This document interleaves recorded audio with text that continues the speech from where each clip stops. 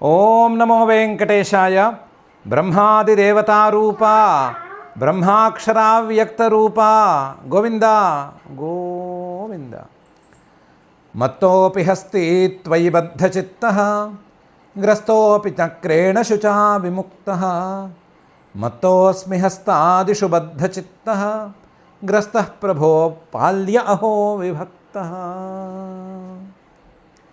అని భక్తజన మానస సరసీరుహ నివాసి అయిన శ్రీనివాసుని భక్తిగా ప్రార్థించుకుంటూ శ్రీశుకుల వారు ఉపదేశం చేసిన శ్రీమద్ భాగవతం యొక్క అధ్యయన కార్యక్రమాన్ని మనం ప్రారంభించుకుందాము. యథాప్రకారం ప్రార్థనా శ్లోకాలు సంకల్పవాక్యాలు చదువుకుని మంగళాచరణం చేసుకుందాం. శ్రీ గురు ప్రార్థన. గురుర్బ్రహ్మ గురుర్విష్ణు గురుర్దేవో మహేశ్వర గురుస్సాక్షాత్ పరం బ్రహ్మ తస్మై శ్రీ గురవే నమః. శ్రీనివాస ప్రార్థన. వసంతసఖజన్యాయ వసంతసుమధారిణే వసంతకాలే పూజ్యాయ శ్రీనివాసాయ తే నమః. అథ సంకల్పః. అస్మాకం ఉపాత్త సమస్త దురిత క్షయ ద్వారా బుద్ధిశుద్ధ్యర్థం విద్యాభివృద్ధ్యర్థం భక్తిజ్ఞానవైరాగ్యాది తదనుకూల సర్వసంపత్సమృద్ధ్యర్థం శ్రీపరమేశ్వర ప్రీత్యర్థం శ్రీమద్భాగవత పాఠం కరిష్యామహే. అస్య శ్రీమద్భాగవత స్తోత్ర మహామంత్రస్య నారద ఋషిః బృహతి ఛందః శ్రీకృష్ణః పరమాత్మా దేవత బ్రహ్మబీజం భక్తిశక్తిః జ్ఞానవైరాగ్యే కీలకం. అస్మాకం శ్రీమద్భగవత్ప్రసాదసిద్ధ్యర్థే పాఠే వినియోగः ధ్యానం నారాయణాయ హరయే మనసార్పణీయం. వ్యాసప్రసూతశుకశౌనకమాననీయం భక్తిప్రఫుల్లసరసీరుహమర్హణీయం చేతుం సమావిశత భాగవతంజలీయం. శ్రీ గురుభ్యో నమః. గజేంద్రుడు యథాప్రకారం పరమాత్మను స్తుతి చేస్తున్నాడు. 2 రోజులుగా స్తుతి చేస్తూ వస్తున్నాడు కాబట్టి యథాప్రకారం అని అనుకున్నాము. ఆ స్తుతిలో పరమాత్మను స్వప్రకాశ చైతన్యమూర్తిగా గుర్తించి మరీ స్తుతి చేశాడు. పరమాత్మను అంతర్యామిగా గుర్తించాడు, సాక్షిగా గుర్తించాడు.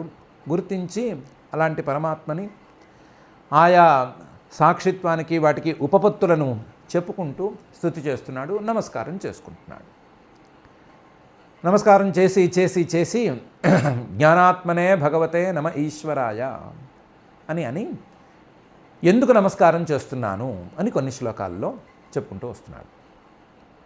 వాటిలో మొదటి శ్లోకం యంధర్మకామార్థ విముక్తి కామాః భజంత ఇష్టాంగతిమాప్నువంతి కించాశిషో రాత్యపి దేహమవ్యయం కరోతు మేదభ్రదయో విమోక్షణం.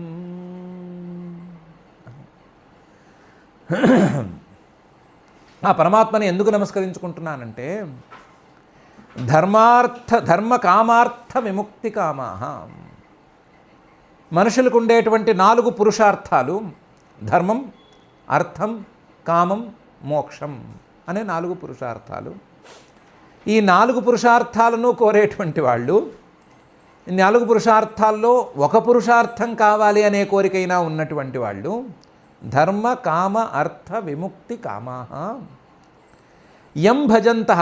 ఆ పరమాత్మనే సేవిస్తూ, ఆ పరమాత్మనే సేవించుకుంటూ ఇష్టాం గతిం ఆప్నువంతి. వాళ్ళు కోరుకున్నటువంటి ఫలితాన్ని పొందుతున్నారు. ఇష్టాం గతిం ఆప్నువంతి. వాళ్ళు పరమాత్మను ఎంత మేరకు సేవిస్తారో దానికి తగ్గ ఫలితంగా ధర్మాన్నో అర్థాన్నో కామాన్నో మోక్షాన్నో దేనికి ఇవ్వవలసిన ఫలితాన్ని దేనికి రావాల్సిన ఫలితాన్ని దాన్ని వాళ్ళు పొందుతున్నారు.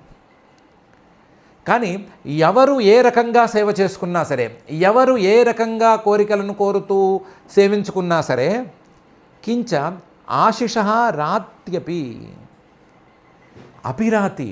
వాళ్ళు కోరుకోని కోరికలను కూడా ఈయన తీర్చేస్తాడు. ఆశిషః వాళ్ళు కోరిన కోరికని ధర్మాన్ని అర్థాన్ని కామాన్ని మోక్షాన్ని ఇచ్చేస్తాడు. అవి కాకుండా వాళ్ళు కోరని కోరికలు, అసలు వాళ్ళకు తెలియని కోరికలు, కోరటం కూడా చేతగాని వాళ్ళకి తీర్చవలసినటువంటి కోరికలు వాటిని కూడా తీర్చేస్తాడు. కించ ఆశిషః రాతి అపి. ఇది ఎక్స్ట్రాగా ఆయన ఇచ్చేది. కించ ఆశిషో రాత్యపి.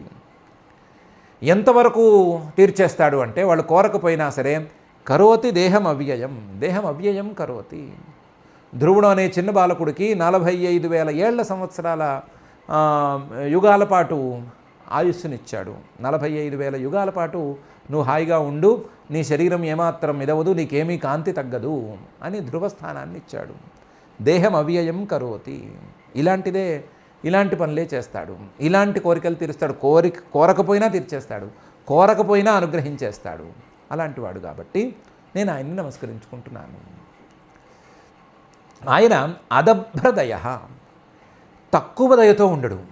ఎప్పుడైనా సరే దయ చూపించవలసి వస్తే కురిపించేసేస్తాడు, కురిపించి పోసేస్తాడు, నెత్తిని పోసేస్తాడు, నెత్తిని కుమ్మరించేస్తాడు దయని.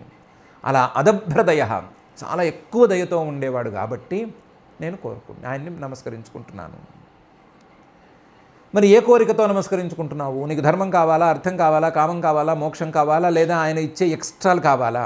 ఏం కావాలి అంటే అన్ని కోరికలు నాకేం లేవు, కరోతు విమోక్షణం, నాకు మోక్షాన్ని ఇస్తే చాలు, నన్ను ఈ ప్రస్తుతానికి ఈ మొసలి అనే బారి నుంచి నన్ను రక్షిస్తే చాలు, ఇది వాస్తవానికి విలువలేనిది, నాకు మోక్షాన్ని ప్రసాదిస్తే చాలు. ఎందుకంటే ఆయన పశుపాశ విమోక్షణాయ కదా, మాదృక్ ప్రపన్న పశుపాశ విమోక్షణాయ కదా. కాబట్టి నా యొక్క పశు రూపంలో ఉండేటువంటి నా యొక్క పాశాలను విమోక్షణం చేయిస్తే చాలు అని ఆయన అన్నాడు. అందుకని నేను నమస్కరించుకుంటున్నాను అని చెప్పాడు. యం ధర్మకామార్థ విముక్తికామాః భజంత ఇష్టాం గతిమాప్నువంతి కించాశిషోరాత్యపి దేహమవ్యయం కరోతు మే అదభ్రదయో విమోక్షణం అనే శ్లోకంలో. ఇంతకీ ఆ పరమాత్మని నేను సరిగ్గా పట్టుకొని, సరిగ్గా అర్థం చేసుకుని, సరిగ్గా ఆయన మీద ప్రేమగా ఉన్నానని ఎవరూ భ్రమపడద్దు. ఇంత కష్టంలో ఉన్నా సరే మోక్షాన్ని ఇవ్వు అని ప్రసాదిస్తున్నాడు, ఇంత కష్టంలో ఉన్నా సరే ఆయన స్వప్రకాశ చైతన్యమూర్తి అని గుర్తిస్తున్నాడు అని అనుకోవద్దు. అసలు నాకు భక్తి తాలూకు ఆనందం ఇవి అసలు ఏవీ తెలియవు. ఏదో పరమాత్మ ఉన్నాడు అనేటువంటి ఉనికి, ఆ పరమాత్మ చైతన్య స్వరూపుడు అని శబ్దాలతో తెలుసుకున్నటువంటి జ్ఞానం, ఇలాంటివే నాకున్నాయి. ఏకాంతినో యస్య నకంచనార్థం వాంఛంతి ఏ వై భగవత్ ప్రపన్నాః అత్యద్భుతం తచ్చరితం సుమంగళం గాయంత ఆనంద సముద్రమగ్నాః. ఆయన మీద ఏకాంత భక్తి ఉన్నవాళ్ళు మాత్రం ఆనంద సముద్రమగ్నాః. ఆనందం అనేది సముద్రంలాగా అఖండంగా ఉంటే అందులో మునిగి తేలుతూ ఉంటారు. ఏకాంతినః, ఏకాంత భక్తి ఉన్నటువంటి వాళ్ళు, యస్య ఆ పరమాత్మ మీద ఏకాంత భక్తి ఉన్నటువంటి వాళ్ళు, నకంచనార్థం వాంఛంతి ఆ పరమాత్మ నుండి ఏమీ కోరుకోరు. ఏంటి? ధర్మార్థ కామ మోక్షాలను కోరుకోరు. ఆయన ఏదో ఎక్స్ట్రా ఇచ్చేస్తాడు కదా అనే కోరికతో కూడా చేయరు. అలా ఏ కోరిక కోరకుండా ఆయన్నే పట్టుకుని వెళ్ళాడతారు. ఈ ఏకాంత భక్తి వాళ్ళకి కలగాలి అంటే ఏవై భగవత్ ప్రపన్నాః, వాళ్ళు గురువులను సేవించుకుని ఉండాలి. గురువుల కాళ్లను పట్టుకుని వెళ్ళాడుకునే వాళ్ళు ఈ స్థితిని సాధించగలుగుతారు. భగవంతులు అంటే భగవంతుడికి దగ్గర వాళ్ళైనటువంటి గురువులు, ఆ గురువులను ప్రపన్నాః దగ్గర చేరి సేవించుకుని వాళ్ళ కాళ్ళు పట్టుకుని వెళ్ళాడి, వాళ్ళు మంచి మాటలు చెప్తే విని ఆ మంచి మాటల్ని మనసులోకి ఎక్కించుకుని ఆ పరమాత్మ మీద భక్తి పెంచుకుని, పరమాత్మే మనకు కావాలి, మిగతా ఎవ్వరు వద్దు, ఏ ప్రయోజనము వద్దు, ధర్మం వద్దు, కామం వద్దు, ఇంకోటి వద్దు, గాడిద గుడ్డు వద్దు, ఏమొద్దు అని వదిలేసేసుకుని, అన్నిటినీ వదిలేసేసుకుని కేవలం ఆయన మీదే ప్రేమతో, ఆయన మీదే భక్తితో ఉంటారు. ఏవై భగవత్ ప్రపన్నాః. ఇలాంటి వాళ్ళు ఏం చేస్తూ ఉంటారు? అత్యద్భుతం తచ్చరితం సుమంగళం గాయంతః. అత్యద్భుతం, మంగళాలకన్నిటికీ కూడా మంగళమయం అయినటువంటి ఆయన యొక్క చరిత్రల్ని, ఆయన యొక్క చరిత్రల్ని, ఆయన యొక్క కథల్ని గాయంతః పాడుకుంటూ ఆడుకుంటూ కూర్చుంటారు. ఆనంద సముద్రమగ్నాః. ఆనందం అనేటువంటి సముద్రంలో మునిగి తేలుతూ ఉంటారు. వాళ్ళకి మోక్షానందం పరమానందమని కాదు, ఈ పరమాత్మ మీద భక్తితో వచ్చినటువంటి ఆనందం, పరమాత్మను తప్ప ఎవ్వరినీ ఏ ప్రయోజనాన్ని కోరుకోనటువంటి ఆనందం, పరమాత్మ మీద తప్ప దేని మీద మనసు పోనటువంటి ఆనందం, అలాంటి అఖండమైన ఆనందం, భక్తి ఆనందం, భక్తి ప్రేమమయమైనటువంటి ఆనందం. ఆ ఆనందంలో వాళ్ళు మునిగి తేలుతూ ఉంటారు. నేను ఆ స్థాయికి ఇంకా అయితే చేరుకోలేదు. ఆ స్థాయిలో ఉండి నేను మాట్లాడట్లేదు. నాకు పరమాత్మ అనేవాడి పరిచయం మాత్రమే ఉంది. పరమాత్మ మీద సరి అయిన భక్తి లేదు, సరి అయిన ప్రేమ లేదు, సరి అయిన ఇది లేదు. ఒకవేళ కనుక అలా నాకు ఉండి ఉంటే ఈరోజు మొసలేం కర్మ, ఒక మొసలేం కర్మ, 10 మొసళ్ళు వచ్చి పట్టుకున్నా నాకు అసలు ఏమీ తెలిసేది కాదు, తెలిసి ఉండేది కాదు. తెలిసిందంటేనే నాకు ఇంకా దేహం మీద ధ్యాస ఉన్నట్లు, ఆ దేహం మీద ధ్యాస పోనట్లు, దేహం మీద కూడా ధ్యాస లేకుండా ఆ పరమాత్మనే పాడుకునేటువంటి భక్తి స్థాయి నాకు ఇంకా అందనట్లే అని అనేస్తున్నాడు. ఏకాంతినో యస్య నకంచనార్థం వాంఛంతి ఏవై భగవత్ ప్రపన్నాః అత్యద్భుతం తచ్చరితం సుమంగళం గాయంత ఆనంద సముద్రమగ్నాః అనేటువంటి ఈ శ్లోకంలో. అయితే నాకు ఆయన యొక్క ఉనికి మీద విశ్వాసం ఉంది, పరమాత్మ ఉన్నాడు అనే విశ్వాసం ఉంది, ఆయన యొక్క రూపం మీద నాకు విశ్వాసం ఉంది, ఆయన్ని నేను చేరుకోవాలి, ఆయన్ని నేను సేవించుకోవాలి అనేటువంటి నమ్మకం అయితే ఖచ్చితంగా ఉంది. తమక్షరం బ్రహ్మ పరం పరేశం అవ్యక్తం ఆధ్యాత్మిక యోగగమ్యం అతీంద్రియం సూక్ష్మమివాతి దూరం అనంతమాద్యం పరిపూర్ణమీడే. ఏ పరమాత్మనైతే పట్టుకుని ఏ పరమాత్మ మీద భక్తితో ఆ భక్తులు ఏకాంత భక్తులు ఆనంద సముద్రమగ్నాగా ఉన్నారో, ఏ బాధరబందీ లేకుండా ఏ బాధ లేకుండా సుఖంగా హాయిగా ఉన్నారో, అలాంటి అక్షరం ఏ రకమైన వినాశము లేనటువంటి పరమాత్మను నేను శరణు వేడుతున్నాను. ఆయన ఉన్నాడని నాకు తెలుసు. అక్షర రూపంగా వినాశం లేనటువంటి శాశ్వతమైన వస్తువు ఒకటి ఉంది అని నాకు తెలుసు, అక్షరం. ఆ అక్షర స్వరూపాన్నే బ్రహ్మ వ్యాపకమైనటువంటి రూపంగా చెప్తారు అని కూడా నాకు తెలుసు. ఆ అక్షరం బ్రహ్మే పరం, అన్నిటికంటే గొప్పది, అన్నిటికంటే విభిన్నమైనది, సంసారంలో మనం చూసేటువంటి వస్తువుల కంటే చాలా తేడాగా ఉండేది అని నాకు తెలుసు. ఆ అక్షర రూపంలో ఉండేటువంటి పరబ్రహ్మే పరేశం, అన్నిటికంటే స్వతంత్రమైనది అని నాకు ఖచ్చితంగా తెలుసు. ఆ అక్షర బ్రహ్మ పరేశమే అవ్యక్తం, ఏ ఇంద్రియంతోనూ తెలుసుకోదగింది కాదు, ఏ ఇంద్రియానికి లొంగేది కాదు అని నాకు తెలుసు.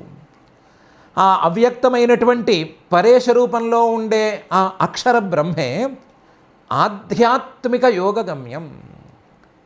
బుద్ధిని పూర్తిగా పరిశుభ్రం చేసిన తర్వాత, మనసులోని ఆలోచనలు అనేటువంటి అలలనన్నిటినీ ఆపేసిన తర్వాత ఆధ్యాత్మిక యోగం, బుద్ధిలో ఏకాగ్రత, మనసులో ఏకాగ్రత అనేది కుదిరిన తర్వాత దాన్ని చూడగలము అనే సంగతి నాకు తెలుసు. ఆధ్యాత్మిక యోగ గమ్యం.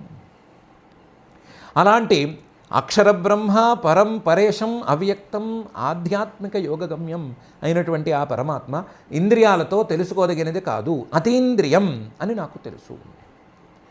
అవ్యక్తం ఏ ఇంద్రియాలకి లొంగదు, ఎందుకంటే కారణరూపం కాబట్టి. అతీంద్రియం స్వతసిద్ధంగానే అది ఏ ఇంద్రియాలకు తెలిసే అవకాశమే లేదు, ఎందుకంటే స్వప్రకాశ రూపం కాబట్టి. స్వప్రకాశ రూపము కారణరూపము కాబట్టి అవ్యక్తం అతీంద్రియంగా ఉండేటువంటి ఆ పరమాత్మ రూపం ఒకటి ఉంది అని నాకు తెలుసు. ఆ పరమాత్మ రూపం ఉంది అని నమ్మాలి అంటే అది నా కంటికి కనిపించాలి కదా అని ఎవరైనా ప్రశ్న వేస్తే నాకు ఆ ప్రశ్నకి విలువే లేదు, నా విషయంలో ఆ ప్రశ్నకి విలువ లేదు.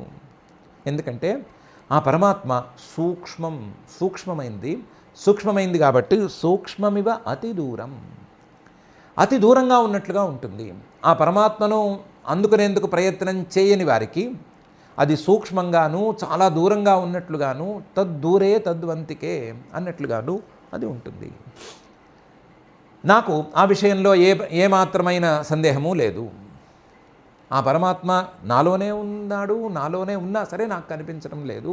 దానికి కారణం పరమాత్మ లేకపోవటం కాదు, నేను ప్రయత్నం చేయకపోవటం అని నాకు ఖచ్చితంగా తెలుసు.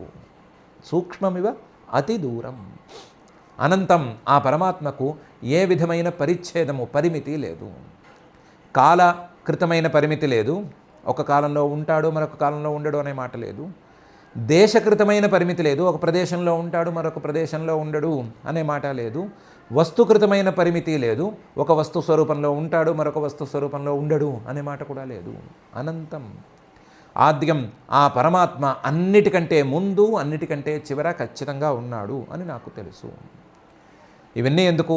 ఆ పరమాత్మ పరిపూర్ణ స్వరూపుడు అని నాకు తెలుసు. పరిపూర్ణం, ఆయన యొక్క ఉనికిని నేను విశ్వసిస్తున్నాను, గట్టిగా నమ్ముతున్నాను. ఆయన మీద నాకు అనంతమైన భక్తి లేదు కానీ, లేదా ఏకాంత భక్తి అనేది నాకు లేదు కానీ, నేను ఆయన యొక్క ఉనికిని మాత్రం ఖచ్చితంగా విశ్వసిస్తున్నాను. ఆయన్ని నేను శరణు వేడుతున్నాను ఈడే అని గజేంద్రుడు ఈ శ్లోకంలో అన్నాడు. తమక్షరం బ్రహ్మపరం పరేశం అవ్యక్తం ఆధ్యాత్మిక యోగగమ్యం అతీంద్రియం సూక్ష్మమివాతి దూరం అనంతమాద్యం పరిపూర్ణమేడే అనే ఈ శ్లోకంలో.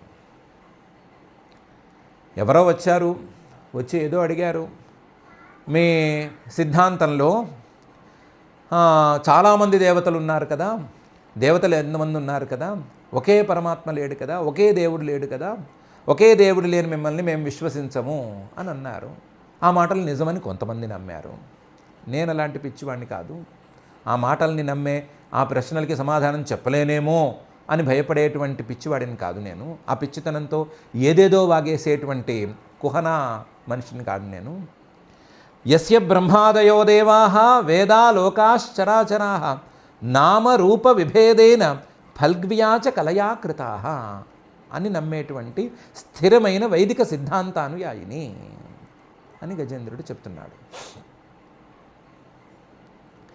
యస్య బ్రహ్మాదయో దేవాః, ఆ పరమాత్మ ఒకడే లేదనటం లేదు.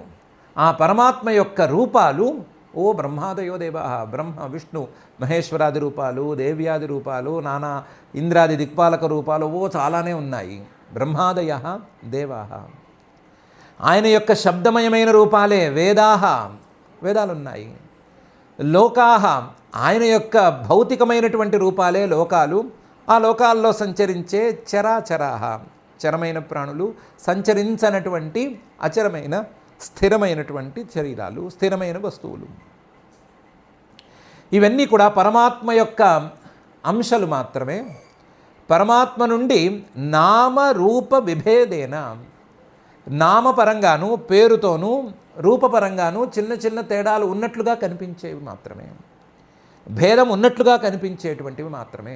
వేరువేరు పేర్లతో వేరువేరు రూపాలతో ఉన్నట్లుగా కనిపించేటువంటి బ్రహ్మాది దేవతలు, వేదాలు, లోకాలు, ఆ లోకాల్లో ఉండేటువంటి చరాచర ప్రపంచం మొత్తము కూడా ఫల్గ్వ్యాచ కలయా కృతాః, ఆయన అంశాలలో అతి చిన్న అంశ, చిన్న కళ, అతి చిన్న స్వల్పమైన కణం లాంటి కళ, ఆ కళలతో ఆ అంశాలతో ఇవన్నీ తయారవుతున్నాయి. దేవతలున్నారు. ఆ దేవతలందరూ ఒకే పరమాత్మ యొక్క రూపాలు. ఒకే పరమాత్మ యొక్క రూపాలు ఆయా సాధకుల యొక్క మానసిక స్థితిని బట్టి వచ్చినటువంటి రూపాలు, ఆయా సాధకుల యొక్క మనసుల మీద, ఆ జీవ రూపాల మీద గుణాలు చూపించేటువంటి ప్రభావాలకు తగ్గట్లుగా వచ్చినటువంటి రూపాలు. అవి లేనిదే ఈ ప్రపంచంలో వైచిత్రి అనేది లేదు. ఈ ప్రపంచం అనేది ఎన్నో రకాల డైవర్సిటీలతో నిండి ఉంది. ఆ డైవర్సిటీస్ని అర్థం చేసుకోవటం చాలా కష్టం. అందులో ఒక విభిన్నత మనుషులు లేదా ప్రాణులు లేదా జీవులు వాళ్ళ యొక్క దృష్టి ప్రకారం పరమాత్మ యొక్క రూపాన్ని అర్థం చేసుకోవటం, వాళ్ళు ఉన్న స్థితిని ప్రకారం పరమాత్మను అర్థం చేసుకోవటం అనేటువంటి ఒక డైవర్సిటీ. దాని ప్రకారం కల్పించబడినటువంటి రూపాలు ఇవి, ఒకే పరమాత్మ యొక్క వేరువేరు రూపాలు. అలాంటి రూపాలన్నీ ఫల్గ్వ్యాచ కలయాకృతాః, ఆ పరమాత్మ యొక్క అంశాలుగా నేను తెలుసుకుంటున్నాను కాబట్టి, పరమాత్మ కంటే విభిన్నంగా నేను దేన్ని నమ్మటం లేదు కాబట్టి నాకు అసలు ఈ ప్రశ్నలనేవి లెక్కే లేవు. నాకు ఈ ప్రశ్నలకి సమాధానం చెప్పలేనేమో, తెలియదేమో అనేటువంటి భయమే లేదు. నాకున్నవాడు ఒకడే పరమాత్మ. చాలా రూపాలు ఆయనకున్నాయి. చాలా రూపాలు ఇంతకుముందు నాకు లేదా నాలాంటి వాళ్ళకి అందరికీ కూడా వాళ్ళు ఉండేటువంటి స్థాయిని బట్టి వచ్చినటువంటి రూపాలు, ఆ పరమాత్మ యొక్క అనుగ్రహానికి ప్రతీకగా ఉండేటువంటి రూపాలు, జీవుల యొక్క వైచిత్రికి, జీవుల యొక్క సంస్కారాల తాలూకు వైచిత్రికి ప్రతిరూపంగా ఉండేటువంటి రూపాలు అని ఈ శ్లోకంలో గజేంద్రుడు చక్కగా అన్నాడు. యస్య బ్రహ్మాదయో దేవాః వేదా లోకాశ్చరాచరాః నామరూప విభేదేన ఫల్గ్వ్యాచ కలయా కృతాః అని. ఈ రకంగా చూసినప్పుడు ఆయన పరిపూర్ణుడైనటువంటి ఆయన యొక్క అంశలు ఇవన్నీ అని చెప్పినట్లయింది. ఆయన అంశలు ఇవి ఎలా అయినాయి అంటే యథార్చిషోగ్నే సవితుర్గభస్తయో నిర్యాంతి సంయాంత్య సకృత్స్వరోచిష తథా యతోయం గుణసంప్రవాహో బుద్ధిర్మనః ఖాని శరీరసర్గా అనే తీరులో వచ్చాయి అని అంటున్నాడు. యథా ఏ రకంగానైతే అర్చిష అగ్నే అగ్ని నుండి జ్వాలలు బయటికి వస్తాయో, జ్వాలలు అగ్ని కంటే విభిన్నంగాను అగ్ని నుంచి వచ్చినట్లుగాను కనిపిస్తాయో, వేరువేరు రూపాలలో, వేరువేరు ఆకారాలలో, వేరువేరు పరిణామాలలో జ్వాలలు వచ్చినట్లు కనిపిస్తాయో, అర్చిష అగ్నే. అలాగే సవితు గభస్తయ సూర్యుడి నుండి కిరణాలు నిరంతరం ప్రవహిస్తున్నట్లుగా ఎలాగైతే కనిపిస్తాయో, సూర్యుడికి కిరణాలకి భేదాలు లేకపోయినా సరే, సూర్యుడు అంటే పెద్ద వెలుగుల ముద్ద, కిరణాలు అంటే అందులోంచి బయటకు వచ్చేటువంటి చిన్న చిన్న తరంగాలు అని అనిపించేటట్లుగా ఎలాగైతే బయటకు వస్తాయో, సవితుర్గభస్తయ నిర్యాంతి సంయాంతి ఆయన నుంచి బయటకు వస్తాయి, సూర్యుడి నుంచి. అలాగే అగ్ని కంటే వేరుగా జ్వాలలు బయటకు వస్తాయి, సంయాంతి మళ్ళీ అక్కడే కలిసిపోతున్నట్లుగా ఉంటాయి. అసకృత్ ఇవన్నీ మాటిమాటికి జరుగుతూనే ఉంటాయి. ఇంత చేస్తే ఇవన్నీ స్వరోచిష అగ్నికి కానీ సూర్యుడికి కానీ ఉండేటువంటి విశేషాలవి. ఆ అగ్ని తాలూకు ఒక విశేషం లేదా అగ్ని తాలూకు ఒక అంశం జ్వాల, సూర్యుడి తాలూకు ఒక అంశం కిరణం అనేనట్లుగా ఈ ప్రపంచంలో ఉండేటువంటి గుణ సంప్రవాహ, గుణాల తాలూకు ప్రవాహం, గుణాల మార్పుల వల్ల వచ్చేటువంటి మార్పులుగా కనిపించేటువంటి ఈ ప్రపంచం యతః అయం ఏ పరమాత్మ నుంచి అయితే కలుగుతోందో ఆ పరమాత్మను నేను శరణు పెడతాను. అగ్నికి జ్వాలలకు తేడా లేదు, సూర్యుడికి కిరణాలకు తేడా లేదు. కానీ అగ్ని నుండి జ్వాలలు వస్తున్నట్లుగా, సూర్యుడి నుండి కిరణాలు ప్రవహిస్తున్నట్లుగా నిరంతరం కనిపిస్తూ ఉంటుంది. అట్లాగే ఈ ప్రపంచానికి పరమాత్మకు తేడా లేదు, భేదం అనేది ఉండటానికి వీల్లేదు. కానీ పరమాత్మ నుంచి ప్రపంచం విడివడి వస్తున్నట్లుగా అనిపిస్తూ ఉంటుంది. విడివడిన ప్రపంచాన్ని మనం ఎవరైనా చూడకూడదు. ప్రపంచం బయటకు వచ్చింది కదా, బయటకు వచ్చిన ప్రపంచం బాగుంది అని చూడకూడదు, కిరణాలను చూడకూడదు, సూర్యుడిని చూసుకోవాలి. సూర్యుడు ఎలాంటివాడు అని కనిపెట్టాలి. కనిపెడితే ఆ పరమాత్మను కనిపెట్టినట్లు అవుతుంది. తథా యతోయం గుణ సంప్రవాహ కేవలం దేవతా రూపాలు కాదు, కేవలం భౌతిక రూపాలు కాదు, బుద్ధి మనః కాని శరీర సర్గా, బుద్ధి కావచ్చు, మనస్సు కావచ్చు, ఇంద్రియాలు కావచ్చు, శరీరాలు కావచ్చు, శరీరాల తాలూకు సృష్టిలు కావచ్చు, ఆ శరీరాల తాలూకు సృష్టిల తాలూకు ప్రవాహాలు కావచ్చు, ఆగని ఎడతెరిపి లేని శరీరాల యొక్క పరంపర కావచ్చు, ఇవన్నీ కూడా ఆ పరమాత్మ యొక్క కళలు మాత్రమే, పరమాత్మ యొక్క అంశాలు మాత్రమే అని నేను గట్టిగా విశ్వసిస్తున్నాను అని గజేంద్రుడు అంటున్నాడు. యథార్చిషోగ్నే సవితుర్గభస్తయ నిర్యాంతి సంయాంతి అసకృత్ స్వరోచిష తథా యతోయం గుణసంప్రవాహ బుద్ధిర్మనః ఖాని శరీర సర్గా అనే ఈ శ్లోకంలో సవై న దేవాసురమర్త్యతిర్యం న స్త్రీ న షండో న పుమాన్ న జంతు నాయం గుణం గుణః కర్మ న సన్న చాసత్ నిషేధశేష జయతాదశేష అని పరమాత్మ గురించి ఒక అద్భుతమైన వివరణను కూడా ఇచ్చాడు. పరమాత్మను అంటున్నావు కదా, పరమాత్మ ఎవరు అంటే ఎవరు అనే ప్రశ్నకి సమాధానం దొరకని వాడే, సమాధానంగా అందని వాడే ఆ పరమాత్మ అని అద్భుతమైన సమాధానం చెప్పాడు. సవై ఆ పరమాత్మ న దేవ దేవుడు కాడు, అసుర రాక్షసుడు కానే కాదు, మర్త్య మనిషి మధ్యలో ఉండే ఎటుగాని మనిషి కానే కాడు, వద్దే వద్దు. మర్త్య తిరియక్ పశుపక్ష్యాది స్వరూపంలో అయితే అస్సలే లేడు. న స్త్రీ ఆయన స్త్రీ కాదు, న షండ ఆయన షండు నపుంసకుడు కాదు, న పుమాన్ పురుషుడు కాడు, న జంతు అసలు ఏ ప్రాణి కాడు. నాయం గుణ ఆయన గుణస్వరూపుడు కాడు, న కర్మ క్రియారూపంలో ఉండడు, న సత్ కనిపించే రూపంలో లేదా కార్యరూపంలో ఉండడు, నచ అసత్ కనిపించని రూపంలో కారణ రూపంలోనూ ఉండడు. నసత్తన్నాసదుచ్యతే. అలాంటివాడు ఆయన. మరి ఇది ఎలాంటివాడు? నిషేధశేష. ఏ నిషేధం చేసినా సరే చివరికి మిగిలేటువంటి వాడు. ఎన్ని నిషేధాలు చేసినా సరే ఆ నిషేధాలు చేసేటువంటి లేదు లేదు లేదు లేదు అని చెప్పేటువంటి ఆ జీవుడి యొక్క రూపంలో ఉండేవాడు. నిషేధ శేష, నిషేధానికి అవధి లాంటివాడు. ఎన్ని నిషేధాలు చేసినా సరే ఏదో ఒక సత్యాన్ని కదా ఆశ్రయించుకుని నిషేధం చేయాలి. ఆ నిషేధానికి అవధిగా ఉండేటువంటి ఆ సత్యస్వరూపుడే పరమాత్మ. అలాంటి నిషేధ శేషుడిగా ఉన్నా సరే అశేష, అన్ని రూపాల్లోనూ కనిపిస్తాడు. అన్ని రూపాల్లోనూ కనిపిస్తాడు కానీ ఏ రూపము కాడు, ఏ రూపము కాడు. రోజుకి ఒక రంగు బట్ట కట్టుకొచ్చేవాడిని ఫలానా రంగువాడు అని నిర్ణయించగలమా? నిర్ణయించలేం కదా. ఏ రంగుతోనూ ఏ రంగు బట్టతోనూ సంబంధం లేనివాడే ఆ వ్యక్తి అనే చెప్పాలి కదా. అలాగే అశేష, అన్ని రూపాల్లోనూ కనిపిస్తూ ఉన్నప్పటికీ నిషేధశేష, ఆ రూపాలతో సంబంధం లేని, ఆ రూపాలను నిషేధిస్తే చివరికి మిగిలేటువంటి సత్యస్వరూపుడే ఆ పరమాత్మ అని తేల్చాలి. అలాంటి సత్యస్వరూపుడైన పరమాత్మని నేను నమ్ముతున్నాను. సహా జయతాత్, ఆయనే సర్వోత్కృష్టుడుగా ఉండాలి, సర్వోత్కృష్టుడుగా ఉన్నాడు అని నేను విశ్వసిస్తున్నాను అని గజేంద్రుడు చెప్పాడు. సవై న దేవాసుర మర్త్య తిర్యంగ్ న స్త్రీ న షండో న పుమాన్ న జంతు నాయం గుణ కర్మ న సత్ న చాసత్ నిషేధశేష జయతాత్ అశేష అనే ఈ శ్లోకంలో. ఏమయ్యా, ఇంతకీ ఎందుకు ఆయన్ని శరణు వేడుతున్నావు అంటే విమోక్షణం అన్నావు. నువ్వేదో మోక్షణం అంటే మోక్షం మోక్షం అని అనుకున్నావు.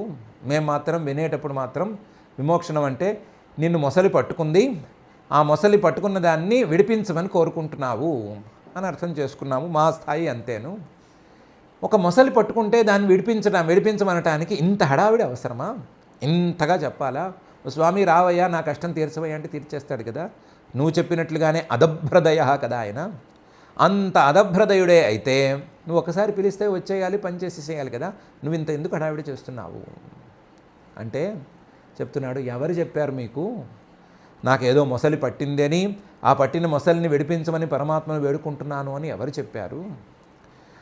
ఏనుగుగా ఉన్నప్పుడు నేను ఏనుగుని అని నేను అనుకున్నప్పుడు, అది నా కాలు పట్టుకున్నప్పుడు నొప్పి పుట్టిన మాట వాస్తవమే. దానితో పెనుగులాడుతున్నప్పుడు నొప్పి పుట్టిన మాట వాస్తవమే. ఈ దెబ్బలో ఎందుకు గుర్తొచ్చిందో గత జన్మ గుర్తొచ్చినప్పుడు ఇవన్నీ పోయినాయి. గత జన్మలో నేను చేసిన సాధన, గత జన్మలో నేను చేసిన భావన, అసలు ఈ శరీరాలు ఏంటి, వీటి మీద మనకు అభిమానం ఏంటి అని నేను అనుకున్నటువంటి తీరు అవన్నీ గుర్తొచ్చిన తర్వాత ఈ శరీరాన్ని మొసలి పట్టుకున్నా ఇంకోటి పట్టుకున్నా ఏం తేడా లేదు, వాటి గుర్తు కాదు. జిజే విషే నాహమిహాముయాకిం అంతర్బహిశ్చావృత ఏభయోన్య ఇచ్ఛామి కాలేన నయస్య విప్లవ తస్యాత్మలోకావరణస్య మోక్షం. ఎవరో భ్రమపడద్దు, మొసలి నుంచి నన్ను రక్షించమని ఆయన్ని కోరుతున్నాను అని భ్రమపడద్దు. నేను అలా కోరటం లేదు. జిజే విషయ నాహం, అసలు నేను బతకాలి అనే కోరికనే దాటిపోయాను. బతకాలి అనే కోరికకి చాలా దూరం వెళ్ళిపోయాను నేను. బతకాలి అనే కోరిక అనవసరం అనే స్థాయికి వచ్చాను నేను. జిజే విషయ నాహం ఇహ అముయాకిం, ఈ లోకంలో ఈ ఏనుగు శరీరంతో నేనేం సాధించాలి? ఏనుగు శరీరంతో నేనేం సాధించాలి? ఏ సర్కస్కో వెళ్ళి ఫీడ్స్ చేయాలా? ఏం చేయాలి? నేను ఏం చేయక్కర్లేదు కదా. ఇహ అముయాకిం అంతర్బహిశ్చ ఆవృతయా, లోపల బయట ఎక్కడా కూడా నాకేమీ ఆత్మతత్వం అనేది ప్రకాశించడం లేదే. ఈ ఏనుగు కంటితో చూసినప్పుడు నాకేమీ ప్రపంచం మొత్తం పరమాత్మమయంగా కనిపించడం లేదు. పోనీ మనసులోకి తొంగి చూసుకున్నప్పుడు కూడా నా హృదయంలో పరమాత్మతత్వం ఏమీ ప్రకాశించడం లేదు. అలాంటి ఇభయోన్య, ఈ ఏనుగు శరీరం నాకెందుకయా? ఈ ఏనుగు శరీరాన్ని సంరక్షించుకుని దీన్ని 100 ఏళ్ల పాటో 1000 ఏళ్ల పాటో ఉంచుకుని నేనేం సాధిస్తాను? అంతర్బహిశ్చావృతయా ఇభయోన్య, నాకు కావలసిందల్లా ఇచ్ఛామి, నేను కోరేది కాలేన నయస్య విప్లవ, కాలంతో దేనికైతే వినాశం రాదో అలాంటి ఫలితాన్నే కోరుకుంటున్నాను. కాలేన నయస్య విప్లవ ఏంటది? తస్య ఆత్మలోకావరణస్య మోక్షం, ఆత్మస్వరూపం తాలూకు లోకం ప్రకాశం, దాన్ని ఆవరించే దాన్ని అడ్డగించే, దాన్ని మూసేటువంటి అజ్ఞానం తాలూకు మోక్షాన్ని, అజ్ఞానం యొక్క మోక్షాన్ని నేను కోరుకుంటున్నాను. నేను కోరుకునేది మిగతా వాళ్ళు అనుకుంటున్నట్లుగా నా కాలుని మొసలి నోటి నుంచి విడిపించమని కాదు. నేను కోరుకుంటున్నది ఈ మొసళ్ళకి కోట్ల రెట్టు బలవంతమైనటువంటి అజ్ఞానం అనేటువంటి మొసలి కోరల నుంచి నన్ను రక్షించమని, అజ్ఞానం అనేటువంటి ఆవరణను నాలో తీసేయమని నేను కోరుకుంటున్నాను అని గజేంద్రుడు క్లారిటీ ఇచ్చాడు. సో కథ మొదలైంది కదా అని దాన్నే పట్టుకొని మనం సాగదీస్తూ పోవడానికి వీల్లేదు. గజేంద్రుడికి కాలు మీద ఇప్పుడు ధ్యాస అనేది లేదు. ఆయన అసలు గజేంద్రుడే కాడు. ఆయన ప్రస్తుతానికి ఇంద్రద్యుమ్నుడు కాడు, మరొకడు కాడు. ఆయన పరమాత్మలో కలిసిపోవటానికి సంసిద్ధంగా ఉండే, పరమాత్మను చేరుకోవటానికి సిద్ధంగా ఉండేటువంటి ఉత్తమ స్థాయికి చెందినటువంటి జీవుడు. ఆ జీవుడు ఇంత చక్కగా మాట్లాడుతున్నాడు. జిజీవిషేనాహ మిహాముయాకిం అంతర్బహిశ్చావృతయా ఇభయోన్యా ఇచ్ఛామి కాలేన న యస్య విప్లవః తస్యాత్మలోకావరణస్య మోక్షం అనే శ్లోకంలో. అందువల్ల సోహం విశ్వసృజం విశ్వం అవిశ్వం విశ్వవేదసం విశ్వాత్మానమజం బ్రహ్మ ప్రణతోస్మి పరం పదం. నేను ఆ కోరికతో ఉన్నాను. ఏ కోరికతో ఉన్నాను అంటే అజ్ఞానం అనేటువంటి ఆవరణను నాకు తొలగించమనేటువంటి కోరికతో ఉన్నాను. అలాంటి కోరికతో ఉన్న నేను సోహం విశ్వసృజం. విశ్వసృజం ఈ విశ్వాన్ని సృష్టి చేసిన, విశ్వం విశ్వస్వరూపంలో ఉన్న, అవిశ్వం విశ్వంతో సంబంధం లేకుండా ఉన్న, విశ్వవేదసం ఈ విశ్వాన్ని మొత్తాన్ని తనకు ఒక సూచకంగా అట్టిపెట్టుకున్న, తనకు జ్ఞాపకంగా అట్టిపెట్టుకున్న, విశ్వాత్మానం విశ్వస్వరూపుడుగా ఉన్న, అజం పుట్టుక లేనటువంటి బ్రహ్మ వ్యాపకుడైనటువంటి పరమాత్మను, పరంపదం చేరవలసినటువంటి గమ్యస్థానాలలో కల్లా కూడా చిట్ట చివరి మజిలీగా ఉండేటువంటి పరంపదం బ్రహ్మ, ఆ పరమాత్మను ప్రణతోస్మి నమస్కరించుకుంటున్నాను. ఈ కోరికతో నమస్కరించుకుంటున్నాను. ఎందుకు నమస్కరించుకుంటున్నాను అంటే నాకు ఆ పరమాత్మతత్వం తెలియదు. తెలిస్తే ఆయనలో కలిసిపోదును. నాకు తెలియదు కాబట్టి, ఆ పరమాత్మతత్వం ఉంది అని నేను గట్టిగా నమ్ముతున్నాను కాబట్టి, నా విశ్వాసం బలమైనది కాబట్టి ఆ పరమాత్మతత్వాన్ని నేను నమస్కరించుకుంటున్నాను. నమస్కరించుకుంటే ఆ పరమాత్మతత్వం నన్ను అనుగ్రహించి, నాకు కనిపించి, లేదా నాకు ఆ భానం కలిగేటట్లు చేసి నన్ను తనలో కలుపుకోవాలి అని ఆశిస్తున్నాను అని ఈ ఉత్తమ స్థాయికి చెందిన జీవుడు అన్నాడు. సోహం విశ్వసృజం విశ్వం అవిశ్వం విశ్వవేదసం విశ్వాత్మానమజం బ్రహ్మ ప్రణతోస్మి పరం పదం అనే ఈ శ్లోకంలో మనం ఇక్కడికి ఆపుకుందాం, పర్వాలేదు. ఇక్కడ పైన ఇంకా 3 శ్లోకాల ప్రార్థన ఉంది. తర్వాత జరిగిన దాన్ని శ్రీశుకుల వారు 4 శ్లోకాల్లో చెప్పారు. ఈ అధ్యాయము ఆ అధ్యాయం తాలూకు విశేషాలు మనం చూసుకోవచ్చు. ఇక్కడికి ఆపుకుందాము. ఈ శ్లోకాల సమాహారంలో గజేంద్రుడు తన యొక్క అభిప్రాయాన్ని చక్కగానే చెప్పాడు, క్లియర్గా చెప్పాడు. నేను ఏనుగుని అనేటువంటి భావన నాకు లేదు. ఏనుగునై ఉన్న నాకు మొసలి పట్టి బాధ కలుగుతోంది అనేటువంటి అభిప్రాయం నాకేమీ లేదు. దీనికంటే గట్టి బాధే నాకుంది. నేను జీవుడిని. జీవుడిగా నాకు మొసలి కంటే భయంకరమైన అజ్ఞానం పట్టింది. ఆ అజ్ఞానం వల్ల నేను పరమాత్మను చూడలేకపోతున్నాను. పరమాత్మను చూడలేకపోతున్నాను కానీ పరమాత్మ యొక్క ఉనికి మీద నాకు ఏమాత్రం సందేహం లేదు. ఆయన యొక్క ఉనికిని నేను గట్టిగా విశ్వసిస్తున్నాను. దానికి కావలసినటువంటి పరిపూర్ణ తర్కం నా దగ్గర ఉన్నది అనేటువంటి అభిప్రాయాన్ని చక్కగా వెల్లడించాడు. పరమాత్మతత్వాన్ని పూర్తిగా చూడలేకపోతున్నాను అంటున్నాడు కానీ పరమాత్మతత్వాన్ని పూర్తిగా శబ్దమయంగా అయితే మాత్రం ఆయన తెలుసుకున్నాడు అనే విషయం దీనివల్ల తెలుస్తూనే ఉంది. కాబట్టి మనం కూడా పరమాత్మను గురించి ఎవరైనా శబ్దాలు చెబితే మళ్ళీ అదే చెప్తున్నారు, ఒకే పాయింట్ మళ్ళీ చెప్తున్నారు అని అనుకోకుండా ఆ శబ్దం మన మనసుల్లోకి చెవుల ద్వారా వెళ్ళాలి, వెళ్ళింది నిలబడి అది రకరకాల సందేహాలను తొలగించాలి, గట్టిగా విశ్వాసం కలిగేటట్లు చేయాలి. అలా చేయటానికి మనం ఈ వాక్యాలను వాడుకోవాలి అనే ఉద్దేశంతోనే విందాము. అలా ఆయన విన్నాడు కాబట్టే, అలా ఆయన అన్ని రకాల వాక్యాలను విని విని సమన్వయం చేసుకుని ఉన్నాడు కాబట్టే ఈరోజు ఇంత గట్టిగా బలంగా ఉండగలుగుతున్నాడు. కాబట్టి మనం కూడా అలా బలంగా ఉండటానికి వీలుగా ఈ వాక్యాలన్నిటినీ ఒక సాధనాలుగా తీసుకుందాం, సాధనాలుగా మలుచుకోవటం మాత్రమే కాకుండా వాటిని మనసులోకి ఎక్కించుకునే ప్రయత్నం కూడా చేసుకుందాం.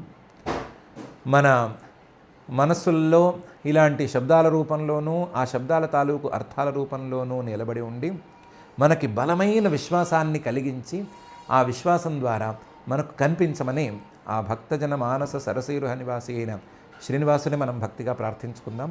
ఆ ప్రార్థనతో ఈ శ్లోకాల పారాయణ కార్యక్రమం చేసుకుందాం. అథ శ్రీమద్భాగవతే పారమహంస్యాం సంహితాయాం అష్టమస్కంధే తృతీయాధ్యాయే శ్లోకాః. యంధర్మకామార్థవిముక్తికామాః భజంత ఇష్టాంగతిమాప్నువంతి కించాశిషోరాత్యపి దేహమవ్యయం కరోతు మేదభ్రదయో విమోక్షణం.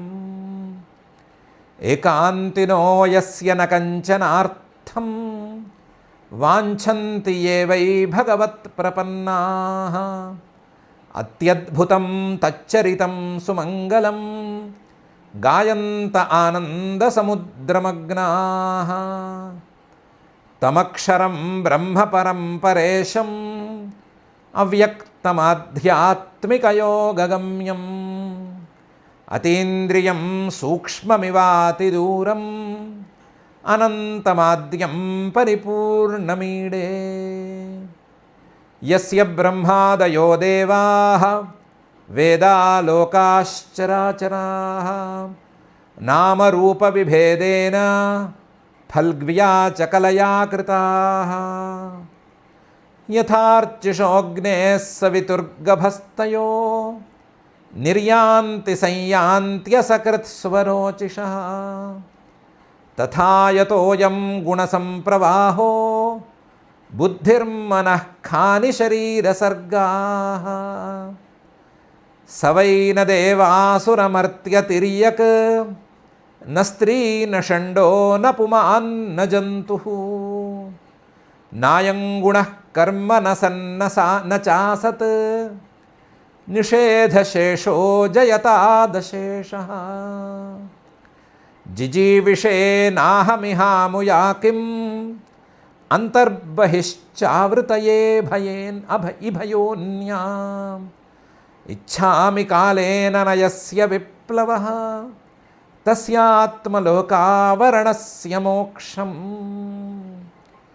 సోహం విశ్వసృజం విశ్వం అవిశ్వం విశ్వవేదసం విశ్వాత్మానమజం బ్రహ్మ ప్రణతోస్మి పరం పదం. ఇతి శ్రీమద్భాగవతే పారమహంస్యాం సంహితాయాం అష్టమస్కంధే తృతీయాధ్యాయే శ్లోకాః.